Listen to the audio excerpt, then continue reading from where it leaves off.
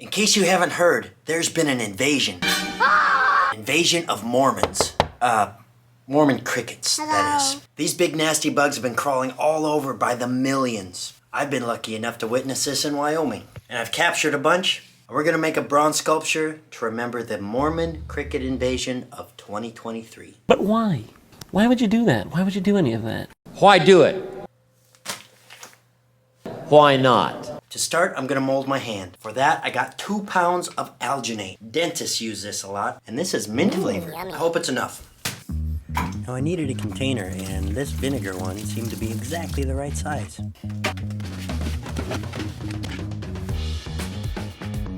Alginate sets up in like 2 minutes. It says a mixing ratio is 10 grams of powder for 22 milliliters of water. Each bag contains 454 grams of powder.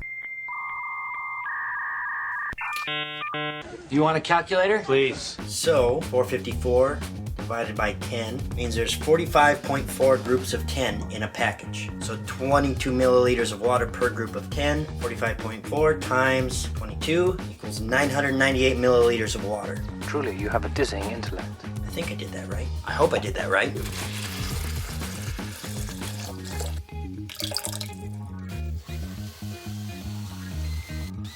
Now this product seemed to start to congeal before I even got it mixed, which is not good. This is no time to panic. This is the perfect time to panic! I abandoned all form of measurement and desperately tried to thin it down so I could get my hand in there.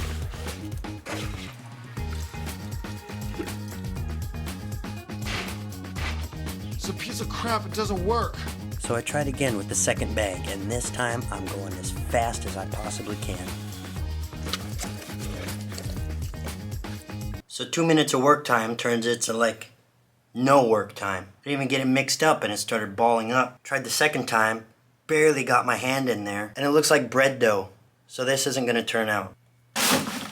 What a mess. So I just ordered another 3 pounds. I'm already 90 bucks in and it's still only an idea. I poured in some wax just to see how it would look. And it looks like crap. That's not gonna work. So I got a different kind of alginate from Smooth On called AlgiSafe. We'll see if that works better. And then the directions, it says to try a small test piece on your thumb before anything else. That might have been good advice for the first try.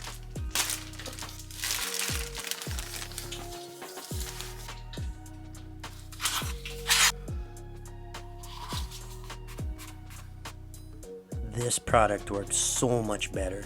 I'll post a link to the product I used here.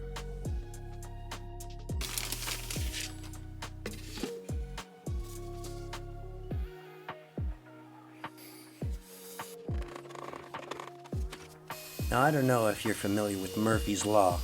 Anything that can go wrong will, and at the most inopportune time. Yeah. You gotta be kidding me! So the battery on my drill died, but I think I still got it mixed up well enough.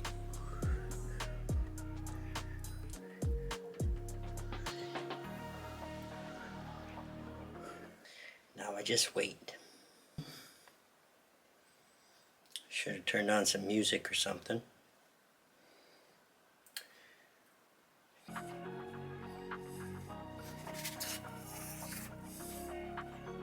And that looks like a successful hand mold.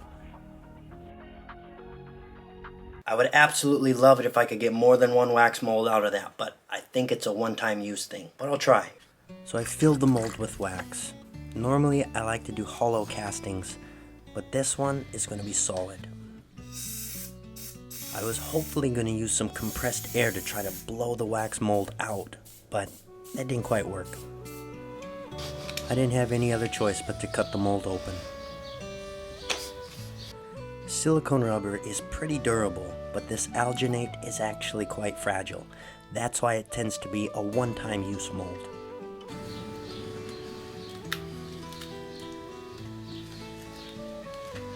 But the good news is that looks really good, so I think we'll be able to use that.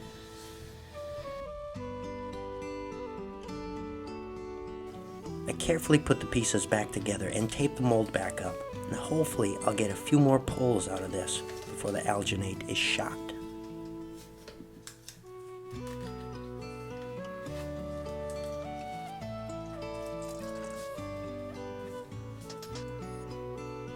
So I was able to get 3 hands out of that mold. Some of them have some seams, some parting lines. I'll have to wax chase those away. Some of them have a lot of bubbles. I can fill the bubbles, but matching the texture of the skin is going to be really tricky. The next step is to fill in these bubbles and just see what it's going to look like when we're done.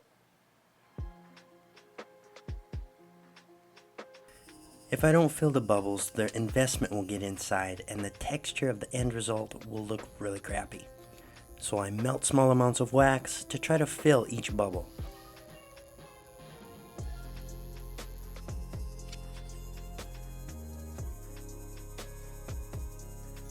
Eventually I just took some soft wax and spread it over the surface to close off the bubbles.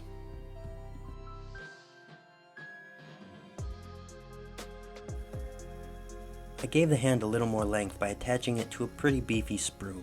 That'll also act as a reservoir in case there's any metal shrinkage. This sprue should hold enough metal that any shrinkage should draw from this reservoir. And of course I've got to add the thing that makes this valuable, my name. Well, maybe someday. The hand is sprued up, the bubbles are filled in, and the texture doesn't match completely, but I'll use the next part to cover that up.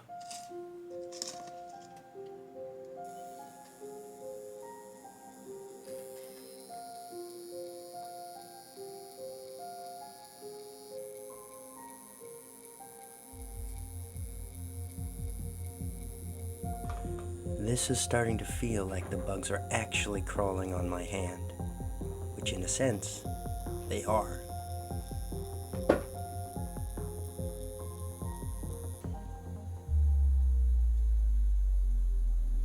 One by one, each cricket is placed on the hand and each foot of the cricket is attached by a drop of molten wax. The body will also be attached as best I can, and when the wax is burned away in the kiln, the insects will be burned away as well.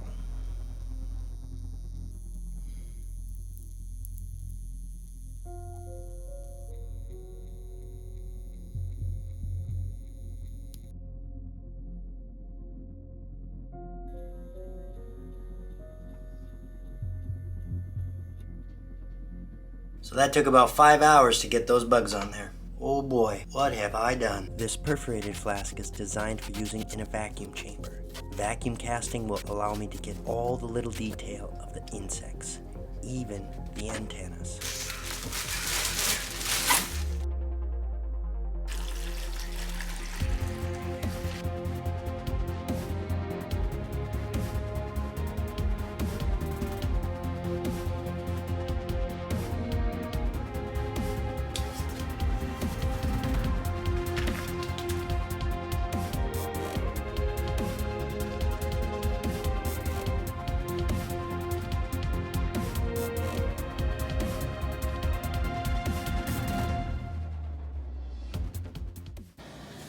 After many hours at over 1100 degrees, all the wax and all the crickets are burned away, and it's time for the molten metal.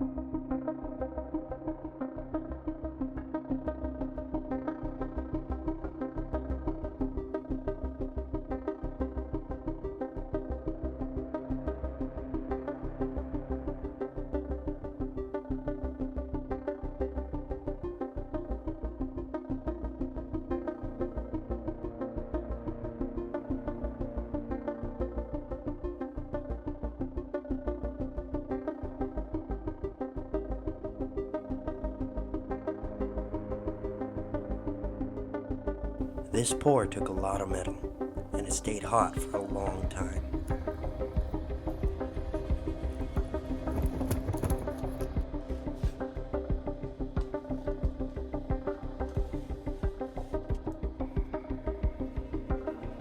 With this piece of metal being so big, I wanted to make sure I waited plenty of time before I quenched it. If that thing was too hot, it would explode, and with that much metal flying around, it could be really dangerous.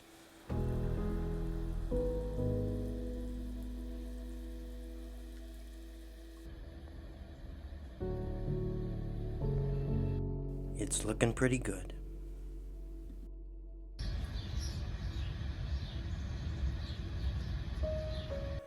With the intricacies of this piece, really the only way I can get that investment off is sandblasting. It's all cleaned off and it's a little bit of a mixed bag. At a distance, it's amazing. Even up close, the fingerprints are just perfectly captured. It's amazing the detail that the investment lets you get. All of the crickets came out pretty well, but I think there was a little bit of ash in some of them. So there's a few defects, some inclusions that didn't quite burn out, and we have a little bit of metal shrinkage on the back of the hand there and by the base of the thumb. This is a big piece of metal. I was hoping that the riser here would be big enough at the base to prevent that metal shrinkage. I kind of think what happens is my flask holds so much heat, it ends up cooling on the top. The central core is still molten and it's still shrinking. So I'm kind of starting to wonder if I have my flasks too hot. You experienced casters out there, let me know your thoughts on that. And this is heavy. Holy cow. On to the next step. Some of these legs got a little bit bent in some rough handling.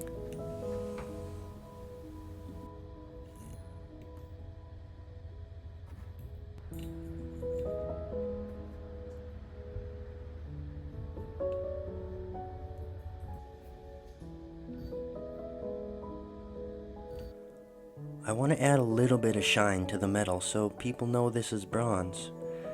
But around these insects, it's such a fight to get in and out of all these tiny places. I need to stop making such intricate works.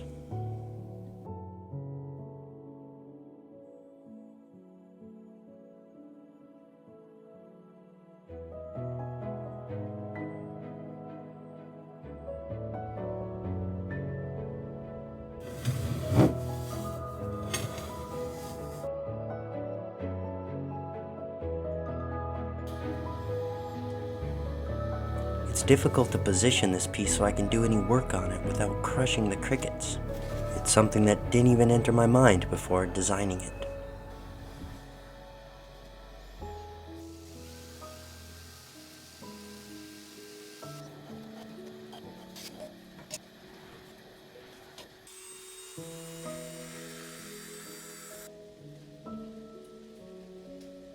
I needed a jug that would hold this hand, so here goes another vinegar bottle.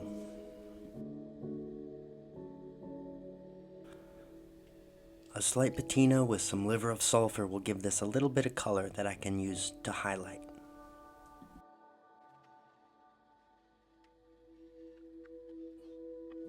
It's just so hard to get around some of these spaces to give it any buffing or highlight.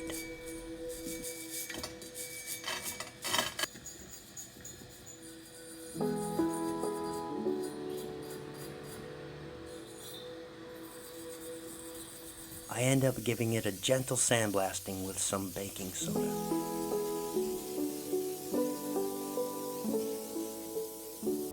And then a final coat with some Protect-A-Clear. And we're done.